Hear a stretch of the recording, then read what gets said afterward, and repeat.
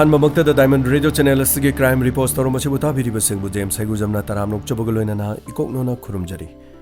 ꯉꯁꯤꯁꯨ ꯄꯨꯗꯨꯅ ꯂꯥꯛꯆꯔꯤ diamond radio channel ꯑꯁꯤꯒꯤ ꯀ꯭ꯔꯥꯏꯝ ꯔꯤꯄꯣꯔꯠ 195 ꯁꯨꯕ ꯇꯥꯡꯀꯛ ꯇꯣꯉꯥꯟ ꯇꯣꯉꯥꯟꯕ ꯊꯧꯗꯣꯛ ꯀꯌꯥꯃꯔꯨꯝ ꯄ꯭ꯔꯤꯊꯤꯕꯤꯒꯤ ꯃꯐꯝ ꯀꯌꯥꯃꯔꯨꯝꯗ ꯊꯣꯛꯂꯤ ꯊꯣꯛꯂꯤꯕ ꯊꯧꯗꯣꯛ ꯋꯥꯊꯣꯛꯁꯤꯡ ꯑꯁꯤ ꯗꯥꯏꯃꯟ ꯔꯦꯗꯤꯑꯣꯅ ꯀ꯭ꯔꯥꯏꯝ ꯔꯤꯄꯣꯔꯠꯁꯀꯤ ꯁꯔꯨꯛ ꯑꯁꯤꯗ ꯄꯨꯁꯤꯟꯖꯔꯛꯇꯨꯅ ꯃꯤꯌꯥꯝꯗ ꯈꯖꯤꯛꯇꯪ ꯄꯨꯛꯅꯤꯡ ꯂꯧꯁꯤꯡ ꯑꯣꯏꯔꯕꯁꯨ ꯑꯃꯗꯤ ꯇꯥꯕꯤꯔꯤꯕꯁꯤꯡ ꯑꯗꯣꯝꯒꯤ ꯈꯣꯡꯊꯥꯡꯗ ꯈꯖꯤꯛꯇꯪ ꯆꯦꯛꯁꯤꯟꯅꯅꯕ ꯂꯧꯁꯤꯟꯕ ꯌꯥꯕ ꯑꯐꯕꯁꯤꯡ ꯂꯧꯁꯤꯟꯕꯤꯔꯒ ꯐꯠꯇꯕꯁꯤꯡꯅ ꯅꯥꯀꯟꯗ ꯊꯝꯕꯤꯗꯨꯅ ꯍꯦꯟꯅ ꯄꯨꯛꯅꯤꯡ ꯂꯧꯁꯤꯡ ꯑꯣꯏꯅꯅꯕꯒꯤꯗꯃꯛ ꯁꯤꯟꯖꯕ ꯊꯧꯔꯝ ꯑꯃꯅꯤ ꯏꯪ 2012ꯗ ꯕꯤꯜꯗꯤꯡ ꯀꯟꯁꯇ꯭ꯔꯛꯁꯟ ꯁꯥꯕ ꯂꯣꯏꯗꯕ ꯃꯐꯝ ꯑꯃ ꯃꯤꯁꯨ ꯂꯩꯅꯗꯕ ꯖꯒꯥ ꯑꯃꯗ ꯅꯨꯄꯥ ꯑꯃꯅ ꯆꯍꯤ 65 ꯔꯣꯝ ꯁꯨꯔꯕꯤ ꯑꯍꯜ ꯑꯃ ꯁꯤꯗꯨꯅ ꯂꯩꯔꯝꯕ ꯊꯦꯡꯅꯔꯛꯈꯤ ꯄꯨꯂꯤꯁꯇ ꯄꯥꯎ ꯄꯤꯈꯤꯔꯝꯃꯤ ꯄꯨꯂꯤꯁ ꯃꯐꯝ ꯑꯗꯨꯗ ꯂꯥꯛꯈꯤ ꯑꯁꯤꯕ ꯑꯗꯨꯒꯤ ꯃꯁꯛ ꯈꯪꯗꯣꯛꯅꯅꯕ ꯆꯦ ꯆꯥꯡ ꯀꯔꯤꯒꯨꯝꯕ ꯑꯃꯠꯇ ꯐꯪꯂꯝꯗꯦ ꯄꯨꯂꯤꯁꯅ ꯑꯁꯤꯕ ꯍꯛꯆꯥꯡ ꯑꯗꯨ ꯄꯣꯁꯠꯃꯣꯔꯇꯦꯝꯒꯤꯗꯃꯛ ꯊꯥꯈꯤꯔꯝꯃꯤ ꯄꯣꯁꯠꯃꯣꯔꯇꯦꯝꯒꯤ ꯃꯇꯨꯡ ꯏꯟꯅ ꯈꯪꯈꯤ ꯃꯗꯨꯗꯤ ꯅꯨꯄꯤ ꯑꯁꯤ ꯈꯧꯔꯤ ꯃꯦꯠꯇꯨꯅ ꯍꯥꯠꯄꯅꯤ ꯑꯃꯗꯤ ꯆꯦꯛꯀꯨꯝꯕ ꯑꯔꯨꯝꯕ ꯄꯣꯠ ꯑꯃꯅ ꯊꯣꯝꯂꯝꯕꯅꯤ ꯍꯥꯏꯕꯁꯤꯁꯨ ꯈꯪꯈꯤ ꯑꯍꯜ ꯑꯣꯏꯔꯤꯕ ꯅꯨꯄꯤ ꯑꯁꯤ ꯍꯥꯠꯈꯤꯕ ꯃꯇꯝ ꯑꯁꯤ ꯅꯨꯃꯤꯗꯥꯡꯋꯥꯏꯔꯝ ꯄꯨꯡ 5ꯗꯒꯤꯅ ꯄꯨꯡ 6 ꯐꯥꯎꯕꯒꯤ ꯃꯅꯨꯡꯗꯅꯤ ꯍꯥꯏꯕ ꯄꯨꯂꯤꯁꯅ ꯈꯪꯈꯤ ꯄꯨꯂꯤꯁꯅ ꯈꯟꯈꯤ ꯃꯗꯨꯗꯤ ꯑꯍꯜ ꯑꯗꯨ ꯃꯐꯝ ꯑꯗꯨꯗ ꯃꯍꯥꯛ ꯃꯊꯟꯇ ꯆꯠꯄꯒꯤ ꯃꯔꯝꯗꯤ ꯂꯩꯔꯣꯏ ꯃꯍꯥꯛꯄꯨ ꯃꯐꯝ ꯑꯗꯨꯗ ꯄꯨꯔꯛꯂꯒ ꯅꯠꯇ꯭ꯔꯒ ꯀꯧꯊꯣꯛꯂꯒ ꯃꯍꯥꯛꯄꯨ ꯍꯥꯠꯄ ꯁꯣꯏꯗꯅ ꯑꯣꯏꯔꯝꯒꯅꯤ ꯍꯥꯏꯕꯁꯤ ꯈꯟꯈꯤꯔꯝꯃꯤ ꯄꯨꯂꯤꯁꯅ ꯃꯔꯤ ꯃꯇꯥꯁꯤꯡꯗ ꯈꯪꯅꯅꯕꯒꯤꯗꯃꯛ ꯃꯍꯥꯛꯀꯤ ꯑꯁꯤꯕ ꯍꯛꯆꯥꯡꯒꯤ ꯐꯣꯇꯣ ꯃꯐꯝ ꯀꯌꯥꯗ ꯊꯦꯠꯈꯤꯔꯝꯃꯤ ꯑꯁꯤꯕ ꯑꯃ ꯂꯩꯔꯦ ꯃꯁꯛ ꯈꯪꯂꯕꯗꯤ ꯄꯨꯂꯤꯁꯇ ꯄꯥꯎ ꯄꯤꯕꯤꯌꯨ ꯍꯥꯏꯅ ꯆꯥꯏꯊꯣꯛꯈꯤ ꯑꯃꯔꯣꯝꯗ ꯄꯨꯂꯤꯁꯅ ꯑꯍꯜ ꯑꯣꯏꯔꯕ ꯅꯨꯄꯤ ꯑꯃꯕꯨ ꯃꯐꯝ ꯑꯗꯨꯗ ꯃꯤꯁꯨ ꯂꯩꯇꯕ ꯑꯗꯨꯒ ꯃꯍꯥꯛꯄꯨ ꯀꯧꯊꯣꯛꯂꯒ ꯅꯠꯇ꯭ꯔꯒ ꯃꯍꯥꯛꯄꯨ ꯅꯨꯡꯉꯥꯏꯅꯗꯕ ꯃꯤꯅ ꯁꯣꯏꯗꯅ ꯍꯥꯠꯄ ꯑꯣꯏꯔꯝꯒꯅꯤ ꯑꯗꯨꯕꯨ ꯃꯍꯥꯛꯄꯨ ꯃꯁꯛ ꯇꯥꯛꯄ ꯌꯥꯕ ꯀꯔꯤꯒꯨꯝꯕ ꯆꯦ ꯆꯥꯡ ꯑꯃꯠꯇꯁꯨ ꯐꯪꯗꯦ ꯃꯊꯪꯒꯤ ꯅꯨꯃꯤꯠꯇ ꯄꯨꯂꯤꯁ ꯁ꯭ꯇꯦꯁꯟ ꯑꯗꯨꯗ ꯄꯨꯂꯤꯁ ꯑꯃꯅ ꯍꯥꯏꯔꯝꯃꯤ ꯁꯔ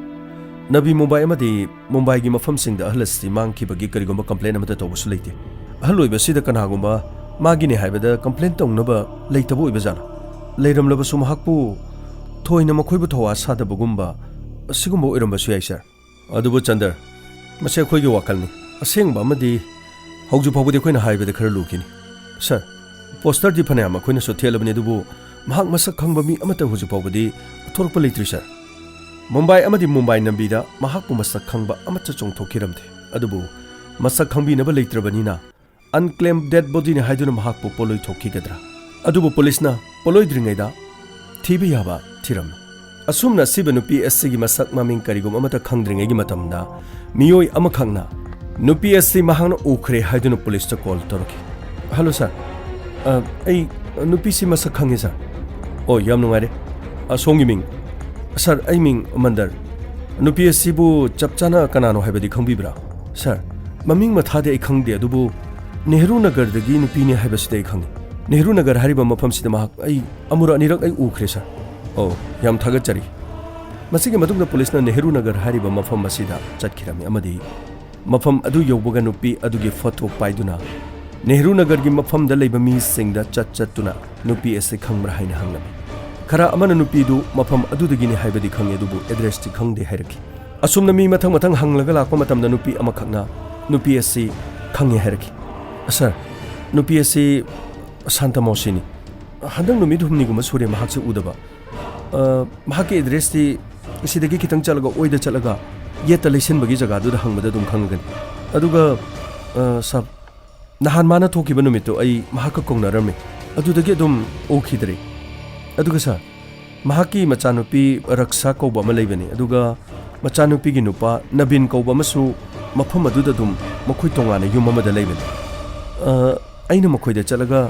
ꯁꯥꯟꯇꯃꯣꯁꯤ ꯎꯗ꯭ꯔꯦ ꯌꯨꯝꯗ ꯍꯜꯂꯛꯇꯦ ꯅꯈꯣꯏꯗ ꯂꯩꯕ꯭ꯔꯥ ꯍꯥꯏꯅ ꯍꯪꯕꯗ ꯃꯈꯣꯏꯅ ꯌꯨꯝꯗꯁꯨ ꯍꯜꯂꯛꯇꯦ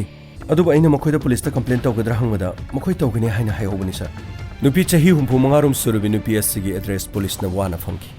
ꯅꯨꯄꯤ ꯑꯁꯤꯒꯤ ꯃꯆꯥꯅꯨꯄꯤ ꯔꯛꯁꯥ ꯂꯣꯏꯅꯅ ꯃꯍꯥꯛꯀꯤ ꯅꯨꯄꯥꯅ ꯑꯍꯜ ꯑꯁꯤ ꯍꯜꯂꯛꯇ꯭ꯔꯦ ꯈꯪꯂꯕꯁꯨ ꯀꯣꯄꯔ ꯄꯨꯂꯤꯁ ꯁ꯭ꯇꯦꯁꯟꯗ ꯃꯤꯁꯤꯡ ꯔꯤꯄꯣꯔꯠꯇꯤ ꯏꯈꯤꯕ꯭ꯔꯥ ꯏꯗ꯭ꯔꯒꯅ ꯀꯔꯤꯒꯤ ꯏꯗ꯭ꯔꯤꯕ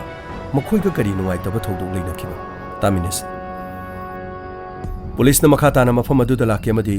ꯃꯆꯥꯅꯨꯄꯤꯒꯤ ꯃꯌꯨꯝ ꯑꯗꯨꯗ ꯊꯣꯡ ꯊꯤꯜꯂꯝꯃꯤ ꯃꯆꯥꯅꯨꯄꯤ ꯊꯣꯡ ꯍꯥꯡꯗꯣꯔꯛꯈꯤ ꯄꯨꯂꯤꯁꯅ ꯔꯛꯁꯥ ꯍꯣꯏ ꯃꯥꯅꯦ ꯑꯩ ꯔꯛꯁꯥꯅꯤ ꯅꯈꯣꯏꯒꯤ ꯏꯃꯥ ꯁꯟꯇꯥꯕꯥꯏ ꯀꯗꯥꯏ ꯆꯠꯈꯤꯒꯦ ꯁꯔ ꯉꯁꯤ ꯅꯨꯃꯤꯠ 2-3 ꯁꯨꯔꯦ ꯃꯥꯒꯤ ꯌꯨꯝꯗ ꯍꯜꯂꯛꯇꯦ ꯑꯩꯈꯣꯏꯁꯨ ꯌꯥꯝꯅ ꯋꯥꯗꯨꯅ ꯂꯩꯔꯤꯕꯅꯤ ꯅꯪꯅ ꯌꯥꯝꯅ ꯋꯥꯔꯒ ꯅꯪꯒꯤ ꯏꯃꯥ ꯃꯊꯟꯇꯁꯨ ꯂꯩ ꯍꯥꯏ ꯑꯗꯨꯒ ꯄꯨꯂꯤꯁ ꯀꯝꯄ꯭ꯂꯦꯟ ꯇꯧꯗ꯭ꯔꯤꯕꯩ ꯃꯔꯝ ꯀꯔꯤꯒꯤꯅꯣ ꯅꯪꯒꯤ ꯅꯨꯄꯥ ꯅꯕꯤꯟꯗꯤ ꯀꯗꯥꯏ ꯆꯠꯈꯤ Sir, tabak ama sakhi.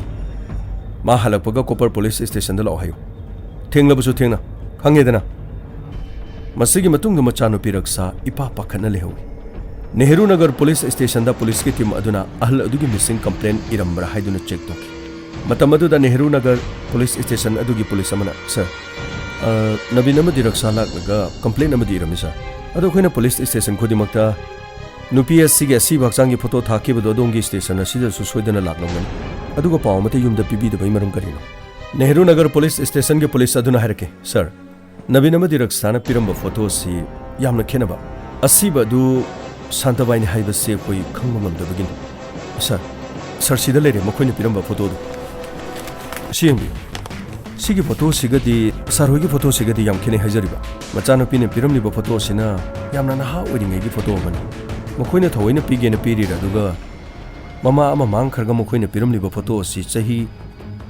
kunthra hena khena ba photo ma piram lagadi mataw koram na khangadoriba. Amarom da police station adu da machana pi amadi mahaki nu pa nabin lak. Police na wahangi. Raksa, nangi imamang khraga nangna asuk ariba photo ma piri basi kaigino. Sir, aigi magi photo sidagi hena noba amata leite. Adu imamang khraga thidabagi maram sa koi khangba yagadro. Matam aduda mahaki nupa nabin na haraki. Sir, akhoi gi nembok to. Akhoi ga kaya mod ichan chanadi. Akhoi na wangang basu ma ka hena tadi. Aduga ma halakadra haidana khoi na khalamani. Masigi matungda mahaki nupi raksa na haraki. Sir, Ibungi machanu pi amasulai mahaki manakta he chatpani aduda leiramgadra haina aikhoina su thawa saru dabani o nabung amasulai bra haise mana kadai da leiba sir Copper da leibani adubu ibung amadi inamadi gari accident amada mukhoini mak lekhidai magi machanu pi amuhun tomi machanu pi gi manakta su imadu he leibani masidagi police na makoi chalhanki amadi police na Copper New Mumbai gi mafam aduda khungul liba hoki amadi masunupi police na phone tawduna mafam adu de kawrum masunupi adu Copper New Mumbai gi mafam amada parlor tawduna leigan police na wahangna nangi na bo mangkhraga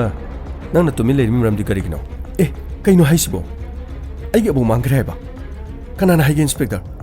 aidi tasina khangdige aigi abo to mage lefamda chatkhre na numitu da hairakibani nangi na bo chatkhi kanana hariba sir aiga sidai roommate oiba Aisa hedana malai mahaksu mafam asida thabak tobani aduga mahakna abok ki paisa su bank ta deposit tore abok su mahak ki mafam adu yoba train adu tongduna chatkre haiba wafam hairaki aduga mahakna hairaki bada mahak matam khara aige leminari ba mafam sida lakpa ngamaro mahak na sekta mari mata amagi yumda chatkani madudagi halaglaga mahak lakke hairaki sir adudi Aisa ki number leibro lei sir sida leire magi number 4422343636 Aduga paisa gi wapam mama paliduna karino sir abuk amadi aina mafam asidagi taliba paisa sing ase tungsilaga akhoi builder amadagi ka ama khoi deposit tawduna leinena bagi dama akhoi gi builder adudagi lupa lakh ahum khak khoina lokthokadabani aina thabak chenbadagi aisa ga puna satminaraga lokthoga lupa lakh ahum do akhoina aboki account da deposit toksilase haiba wapam madu haibadagi aisa ga puna salhankibani aduga aiga aboka chatkadabani adubu aigi client khare leibadagi ai paisa sing su phangning bana maram oraga aisa su mahak lambi du matek ama abu ka pungani harakpadagi aisa ga abu ka punna chatmina khibani gurla yogada ba train adu abu tongkhre habase mahana hairakibani paisa su bank da deposit tokre habasi su mahana hairakbani adugumba thabak tu di nanga natraga mahaki machano pisu lei mitok ka tawbagi maram si karigino sir aigi anti raksa di mahaki machano pi ujarabasu aigi aboka kaya hena yanade maramdi ima baba leitaba matungda aiga aboka yamna naksinaki masiguma mongse akogi anti raksana aibu hena luna tawi haina khal masigi wapam sidagi aboka akogi anti ga ka hena nungainade masigi matungda police na bank account hangki amadi aisana leiramgada ba mafam adu thidokpa hokiram aisagi phone di switch off adumak leiki aisagi mabung ama lei haiba adu police na thikirami amadi mafam adugi number loduna police na phone tawkiram adubu aisa mabungi manakta lakte hain hairaki adubu police na laklabadi police station da yamna thuna lakna nenabagi dama hayu haiduna haiki Santabai asiba masa adu masunupi machanupi makhoi puna maghengan masunupina ꯃꯕꯣꯛꯀꯤ ꯑꯁꯤꯕ ꯍꯛꯆꯥꯡ ꯎꯕ ꯃꯇꯝꯗ ꯌꯥꯝꯅ ꯀꯞꯆꯈꯤ ꯑꯗꯨꯕꯨ ꯃꯆꯥꯅꯨꯄꯤꯗꯤ ꯊꯣꯏꯅ ꯀꯞꯂꯝꯗꯦ ꯄꯨꯂꯤꯁꯅ ꯁꯅꯥ ꯂꯨꯄꯥ ꯁꯤꯈꯤꯕ꯭ꯔꯥ ꯍꯥꯏꯕ ꯋꯥꯐꯝ ꯃꯥꯙꯨꯔꯤꯗ ꯍꯪꯂꯝꯃꯤ ꯁꯅꯥ ꯂꯨꯄꯥ ꯁꯤꯈꯤ ꯍꯥꯏꯕ ꯃꯁꯨ ꯅꯨꯄꯤ ꯃꯥꯙꯨꯔꯤꯅ ꯍꯥꯏꯔꯛꯈꯤ ꯄꯨꯂꯤꯁꯅ ꯑꯁꯤꯕꯗꯨ ꯐꯪꯕ ꯃꯇꯝꯗ ꯁꯅꯥ ꯃꯆꯦꯠ ꯑꯃꯠꯇ ꯌꯥꯎꯔꯝꯗꯦ ꯍꯥꯏꯅ ꯍꯥꯏꯈꯤ ꯃꯁꯨ ꯅꯨꯄꯤꯅ ꯑꯉꯛꯄ ꯑꯣꯏꯈꯤ ꯃꯁꯤꯒꯤ ꯃꯇꯨꯡꯗ ꯁ꯭ꯇꯦꯁꯟ ꯑꯗꯨꯗ ꯄꯨꯂꯤꯁ ꯑꯃꯅ ꯄꯨꯂꯤꯁ ꯑꯣꯐꯤꯁꯔꯗꯨꯗ ꯍꯥꯏꯔꯛꯈꯤ ꯁꯔ ꯑꯥꯏꯁꯥ ꯍꯥꯏꯔꯤꯕ ꯅꯨꯄꯤꯁꯤ ꯑꯩꯈꯣꯏꯅ ꯊꯤꯒꯠꯄꯗ ꯈꯔ ꯈꯪꯉꯤ ꯃꯍꯥꯛ ꯅꯨꯄꯥꯒ ꯈꯥꯏꯅꯗꯨꯅ ꯂꯩꯕ ꯅꯨꯄꯤ ꯑꯃ ꯈꯪꯉꯤ ꯑꯗꯨꯒ ꯃꯃꯥ ꯃꯄꯥꯗꯤ ꯕꯦꯡꯒꯂꯣꯔꯗ ꯂꯩ ꯍꯥꯏ ꯑꯗꯨꯒ ꯃꯃꯥ ꯃꯄꯥꯒꯁꯨ ꯀꯌꯥ ꯃꯍꯥꯛ ꯄꯥꯎ ꯐꯥꯎꯅꯗꯦ ꯃꯍꯥꯛꯅ ꯌꯨꯝ ꯄꯥꯟꯈꯤꯕ ꯅꯨꯄꯥꯗꯨ ꯃꯃꯥ ꯃꯄꯥꯅ ꯌꯥꯗꯦ ꯍꯥꯏ ꯃꯔꯝ ꯑꯁꯤꯅ ꯃꯃꯥ ꯃꯄꯥꯒ ꯃꯍꯥꯛꯀ ꯃꯔꯤ ꯐꯠꯇꯕꯅꯤ ꯍꯥꯏ ꯃꯨꯝꯕꯥꯏꯗ ꯂꯥꯛꯄ ꯃꯇꯝꯗ ꯃꯥꯙꯨꯔꯤ ꯊꯦꯡꯅꯕꯗꯒꯤ ꯃꯥꯙꯨꯔꯤꯒ ꯃꯍꯥꯛꯀ ꯄꯨꯟꯅ ꯔꯨꯝꯃꯦꯠ ꯑꯣꯏꯅ ꯂꯩꯃꯤꯟꯅꯈꯤꯕꯅꯤ ꯑꯗꯨꯒ ꯁꯔ ꯁꯥꯟꯇꯕꯥꯏꯒꯤ ꯑꯦꯀꯥꯎꯟꯇ ꯄꯩꯁꯥ ꯗꯤꯄꯣꯖꯤꯠ ꯑꯃꯠꯇ ꯇꯧꯔꯝꯃꯤ ꯁꯔ ꯂꯨꯄꯥ ꯂꯥꯈ 3 ꯑꯃꯗꯤ ꯁꯅꯥꯁꯤꯡ ꯑꯗꯨ ꯄꯨꯔꯒ ꯁꯣꯏꯗꯅꯃꯛꯀꯤ ꯑꯥꯏꯁꯥ ꯂꯣꯠꯈꯤꯕ ꯃꯥꯜꯂꯦ ꯃꯁꯤꯒꯤ ꯃꯇꯨꯡꯗ ꯄꯨꯂꯤꯁ ꯑꯣꯐꯤꯁꯔꯅ ꯍꯥꯏꯔꯛꯈꯤ ꯑꯥꯏꯁꯥ ꯊꯤꯕ ꯈꯪꯗ꯭ꯔꯕꯅꯤꯅ ꯑꯥꯏꯁꯥꯁꯨ ꯃꯤ ꯑꯇꯣꯞꯄꯅ ꯍꯥꯠꯂꯒ ꯍꯨꯟꯗꯣꯛꯂꯝꯂꯕꯗꯤ ꯍꯧꯖꯤꯛ ꯀꯔꯤꯝꯇ ꯍꯥꯏꯕ ꯉꯝꯗ꯭ꯔꯦ ꯑꯩꯈꯣꯏ ꯊꯤꯈꯤꯕ ꯇꯥꯕꯅꯤ ꯀꯅꯥꯒꯨꯝꯕꯅ ꯃꯍꯥꯛꯄꯨꯁꯨ ꯍꯥꯠꯂꯒ ꯄꯩꯁꯥꯗꯨ ꯄꯨꯔꯒ ꯆꯠꯂꯝꯕꯁꯨ ꯌꯥꯏꯅ ꯃꯁꯤꯒꯤ ꯃꯇꯨꯡꯗ ꯔꯛꯁꯥ ꯅꯕꯤꯟ ꯃꯥꯙꯨꯔꯤ ꯃꯈꯣꯏ ꯑꯍꯨꯝꯒꯤ ꯀꯣꯜ ꯔꯦꯀꯣꯔꯗꯁꯤꯡ ꯆꯦꯛ ꯇꯧ ꯍꯥꯏꯗꯨꯅ ꯄꯨꯂꯤꯁꯅ ꯍꯥꯏꯔꯛꯈꯤ ꯃꯁꯤꯒꯤ ꯃꯇꯨꯡꯗ ꯁꯥꯟꯇꯕꯥꯏꯒꯤ ꯑꯁꯤꯕ ꯍꯛꯆꯥꯡ ꯄꯣꯂꯣꯏꯈꯤꯔꯝꯃꯤ ꯒꯣꯔꯦꯒꯥꯎ ꯃꯨꯝꯕꯥꯏ ꯃꯐꯝ ꯑꯗꯨꯗ ꯂꯩꯕ ꯕꯤꯜꯗꯔ ꯑꯃꯒꯤ ꯃꯅꯥꯛꯇ ꯄꯨꯂꯤꯁ ꯆꯠꯈꯤ ꯑꯃꯗꯤ ꯅꯨꯃꯤꯠ ꯑꯗꯨꯗ ꯁꯥꯟꯇꯕꯥꯏꯅ ꯀꯅꯥꯒ ꯄꯩꯁꯥ ꯂꯧꯕ ꯂꯥꯛꯏ ꯍꯥꯏꯕ ꯋꯥꯐꯝ ꯆꯦꯛ ꯇꯧꯈꯤ ꯄꯨꯂꯤꯁꯅ ꯐꯣꯇꯣ ꯈꯔ ꯎꯠꯈꯤꯔꯝꯃꯤ ꯃꯇꯝ ꯑꯗꯨꯗ ꯁꯥꯟꯇꯕꯥꯏꯒ ꯂꯥꯛꯃꯤꯟꯅꯕ ꯅꯨꯄꯤ ꯑꯗꯨ ꯑꯥꯏꯁꯥꯅꯤ ꯍꯥꯏꯕꯁꯤ ꯈꯪꯈꯤ ꯄꯩꯁꯥꯁꯤꯡ ꯑꯗꯨ ꯑꯥꯏꯁꯥꯅ ꯁꯨꯕ꯭ꯔꯥ ꯍꯥꯏꯗꯨꯅ ꯕꯤꯜꯗꯔꯁꯤꯡ ꯑꯗꯨꯒꯤ ꯃꯅꯥꯛꯇ ꯄꯩꯁా ꯊꯤꯈꯤ ꯍꯥꯏꯅ ꯕꯤꯜꯗꯔꯁꯤꯡꯅ ꯇꯝꯂꯛꯈꯤ ꯃꯁꯤꯒꯤ ꯃꯇꯨꯡꯗ ꯑꯥꯏꯁꯥꯅ ꯌꯥꯎꯕ ꯀꯝꯄꯦꯅꯤꯒꯤ ꯊꯕꯛ ꯃꯐꯝ ꯑꯃꯗ ꯑꯃꯨꯛ ꯑꯥꯏꯁꯥꯒꯤ ꯃꯔꯝꯗ ꯑꯃꯨꯛ ꯊꯤꯕ ꯍꯧꯈꯤ ꯃꯍꯥꯛ ꯉꯥꯎꯕ ꯂꯥꯡꯕ ꯄꯥꯝꯕ ꯅꯨꯄꯤ ꯑꯃꯅꯤ ꯍꯥꯏꯕꯁꯤ ꯈꯪꯈꯤ ꯑꯗꯨꯒ ꯍꯟꯗꯛ ꯅꯨꯃꯤꯠ ꯈꯔꯅꯤ ꯑꯁꯤ ꯑꯣꯐꯤꯁ ꯀꯥꯔꯛꯇꯦ ꯍꯥꯏꯕꯁꯨ ꯄꯨꯂꯤꯁꯅ ꯈꯪꯈꯤꯔꯝꯃꯤ ꯃꯁꯤꯒꯤ ꯃꯇꯨꯡꯗ ꯃꯥꯙꯨꯔꯤ ꯅꯕꯤꯟ ꯔꯛꯁꯥ ꯃꯈꯣꯏ ꯑꯍꯨꯝꯒꯤ ꯀꯣꯜ ꯔꯦꯀꯣꯔꯗꯁꯤꯡ ꯆꯦꯛ ꯇꯧꯕ ꯃꯇꯝꯗ ꯀꯔꯤꯁꯨ ꯑꯁꯣꯏꯕ ꯑꯃꯠꯇ ꯂꯩꯔꯝꯗꯦ ꯑꯁꯨꯝꯅ ꯃꯤꯁꯤ ꯑꯁꯤꯒꯤ ꯃꯇꯥꯡꯗ ꯆꯤꯡꯅꯕ ꯃꯤ ꯑꯃꯠꯇ ꯐꯥꯕ ꯉꯝꯈꯤꯗꯦ ꯃꯇꯝ ꯈꯔ ꯍꯧꯈꯤꯔꯝꯃꯤ ꯑꯥꯏꯁꯥꯁꯨ ꯊꯤꯐꯝ ꯈꯪꯈꯤꯗꯦ ꯑꯗꯨꯕꯨ ꯏꯟꯐꯣꯔꯃꯔ ꯑꯃꯅ ꯄꯥꯎ ꯑꯃꯈꯛ ꯄꯤꯔꯛꯈꯤ ꯅꯨꯄꯤ ꯑꯃꯅ ꯁꯅꯥ ꯂꯤꯛ ꯈꯔ ꯖ꯭ꯋꯦꯂꯔꯤꯒꯤ ꯗꯨꯀꯥꯟ ꯑꯃꯗ ꯌꯣꯟꯕ ꯂꯥꯛꯈꯤ ꯍꯥꯏꯕꯁꯤ ꯈꯪꯈꯤ ꯑꯁꯨꯝꯅ ꯄꯨꯂꯤꯁꯅ ꯃꯐꯝ ꯑꯗꯨꯗ ꯄꯥꯎ ꯑꯁꯤ ꯇꯥꯕꯒ ꯖ꯭ꯋꯦꯂꯔꯤꯒꯤ ꯗꯨꯀꯥꯟ ꯑꯗꯨꯗ ꯆꯠꯈꯤ ꯑꯃꯗꯤ ꯁꯅꯥ ꯂꯤꯛꯁꯤꯡ ꯌꯣꯟꯕ ꯂꯥꯛꯂꯝꯃꯤ ꯍꯥꯏꯕꯗꯨ ꯁꯅꯥꯁꯤꯡ ꯑꯗꯨ ꯇꯣꯉꯥꯟꯅ ꯈꯟꯗꯣꯛꯇꯨꯅ ꯊꯝꯂꯝꯃꯤ ꯑꯃꯗꯤ ꯁꯅꯥ ꯌꯣꯟꯕ ꯂꯥꯛꯄ ꯃꯤꯗꯨ ꯃꯁꯛ ꯈꯪꯕ꯭ꯔꯥ ꯍꯥꯏꯕ ꯋꯥꯐꯝ ꯍꯪꯈꯤ ꯃꯇꯝ ꯑꯗꯨꯗ ꯄꯨꯂꯤꯁꯅ ꯐꯣꯇꯣ 3-4 ꯄꯨꯊꯣꯔꯛꯈꯤ ꯐꯣꯇꯣꯁꯤꯡ ꯑꯗꯨ ꯃꯥꯙꯨꯔꯤ ꯔꯛꯁꯥ ꯑꯃꯗꯤ ꯑꯥꯏꯁꯥꯒꯤ ꯐꯣꯇꯣ ꯉꯥꯛꯇꯅꯤ ꯑꯗꯨꯕꯨ ꯁꯅꯥ ꯂꯩꯔꯤꯕ ꯗꯨꯀꯥꯟ ꯑꯗꯨꯒꯤ ꯃꯤꯑꯣꯏ ꯑꯗꯨꯅ ꯂꯥꯛꯈꯤꯕ ꯅꯨꯄꯤ ꯑꯗꯨ ꯕꯨꯔꯈꯥ ꯑꯃ ꯂꯤꯠꯂꯤ नुपा अमदी लोइनरी हाइबो वाफम हाइरकी मदुगी मतुंगदा पुलिसना सीसीटीवी पानब्रा हाइना हंकी सीसीटीवी पाले हाइरकी सीसीटीवी फुटेज ता नुमित अदुदा सना योनबा लाकपा नुमित अदुगी फुटेज पुनमक गेंगलमे नुपी अदुदी खंगबा ngamlamde अदुबु नुपा अदु खंगद्रबसु सीसीटीवी फुटेज अदुदगी महाकी फोटो सिंगथोक्तुना पुलिसना इन्फॉर्मर सिंगदा चाइथोकी अमदी कोइथि थिबा होवनकी मसिगी मतुंगदा पुलिसना चिंगनबदगी माधुरी पार्लर द यावबा महाकी थबक तौमिनबा मीसिंगदा फोटो अदु उलगा माधुरी की खंगनबा नुपारा माधुरी की खंगनबा बॉयफ्रेंड लेब्रा हाइबा फावबा पुलिसना येंगलम माइकई खुदिंगमक्ता लेबा चिंगनबा पुमनमक पुलिसना थिबा लोइकी अदुबु इन्फॉर्मर अमना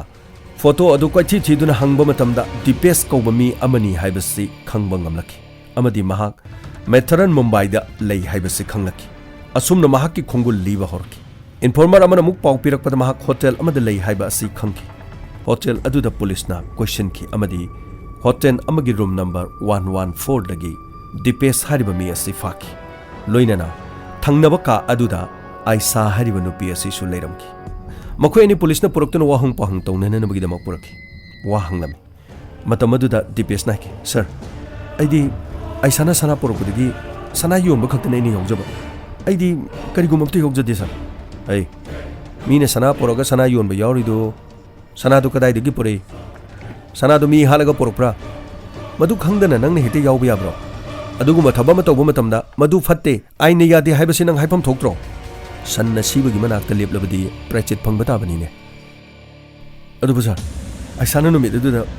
लुपा लाख 3 पुरके अमदी सना लुपा सिंगदु पुरके इबानी गे अनौबा पुंसि मा हौरसि हाइकी अइना मतम अदुदा पैसा सिंग अदु लोइखरगा इबानी करी मुक जागनी तुंगदा थेंगनगदबा अवाबा सिंगदु मदु खल्लो हाइदुना आइना हाइकी अदुबु सर महांगना लुपा लाख 3 सिदगी इबानी लुहोंगगा इबानी गे अनौबा पुंसि हौरसि हाइबा वाफम हाइकी अदुदा नंगना हराव हराव यारिनीने ahal oiraba nupi aduga mahaka lupa lakh ahum puraga chakhi haibasi mahak khangineba nupi adu sire hairabadi mahaka chatkibadigi mangkhibani mahak pharakani haibasi mahak khangdabraba adu khanglabadi nahaknasu thabak asida nangni yawroidabani adubu nangsu yawrabanina nangsu nara leirene nupi hayu hanubidu mato karam hatpana masigi matungda ai sana hairaki ai ahamada ima ipane yadaba nupa hamaga luhongki ima ipane yadaba thabak torubagidama nupa adu ai tasengna mahaka chahi ama phana phawba leminakhidi ai maduri thengnaraba matungda mahaka roommate oiduna ai mafam aduda private company mada thabak yawki adubu ai gi anoba punsi ma kak pame ai ni hingni ba punsi do ai gi nungai ba punsi amadi nati ai gi mai pada ina kaya rahna paisa niki adubu makhoina pamdo ba thabak tawi haiduna ibu ningthi nungai na ingonda paisa pirakhidi ai su yum da chatana ai gi tungi lambi ma semba pamki ai ngamna bo honaki adubu yamlaba senpham singdu uba mathamda ai ngok chatnaki alorba nupi adubu ina ka ahongba ma lei makhoina builder adugi yum adu leitringai matamda matam khari yum adu da leiba yagani ai mafam adu khangi haiduna aina saba loidriba construction amada pusalaga paisa mayam amadi mahaki masada siriba sanalupa sing adu kalakpadagi aina mahakpu khawri metuna halaga makokta chekna thombani sa thongna di amna leini suduna nomdana nungai basibu kanaida kana leibage namana pana ahanbada haibi indabagi tandi adu nang phanglabani matam adu dana hagyan daba yarabani namana pana haibi ilamnabadi adu thokodro mi amabu halaga mahaki paisa adu nangna lawraga kayam kuina nungai ga doribano larik laisu haiba nahina sing haidana company amada su thabak yawri madudagi phanglakpa paisa singdo tungsilaga nangi nungaina na lambi mathibi ya nangna phaba lambi chalabadi nangi Bangalore da leriba nangi namana pana su nangi tungda lebda ko soidani hojikti nangi pawasi taraga nangi namana pana tasengna makhoine nangbu inthokiba adugi damak nungai tabu karimata makhoida parom masigi matungda Dipesh miha asida thoina chenadaba maramna mahak belda thoki adubu aisadi ahal oiraba nupi adubu mahangna namthak tongdun hat amadi mara losinaba honaba tongan ba IPC gi section kaya da mahak phajinduna thamde amadi matik chaba charge thangalaba matungda matik chaba dandi ama pine nanabagi dama haujik chu jail da leiri adubu madhuri ngasi shu tengthari mama mapa animak road accident amada punsi mangki mahangna matam maduda chahi 10 khak surakpa matamda mabok pu mama mapa ni khanjaduna makhot samduna laksakiba amadi hingba ngamnana namagi dama beauty parlor ama hangduna tungi career ama semna nanabagi dama mabok amadi mahakna mangjaba manglan amada builder amadagi ka ama mabok amadi makhoi ani leina magida mangjakiba manglan adu kaiki roommate oibi aisabu thajarubadagi mahaki manglan adu kaiki masini ngasigi case asidagi loksen be abaloksen biu mathangda case ama puduna laksagi ngasigi diamond radio gi crime reports thorom asibu tabiraga support tobining ba singna subscribe tobiu loinana like nambiu thorom asibu pamdaba sing amadi yaningdaba singna dislike the nambiu sanale pak irei pakna yai phare section na lebiu pungning phathabiu tabiriba singbu James Segurjamna amuka hana khurumjari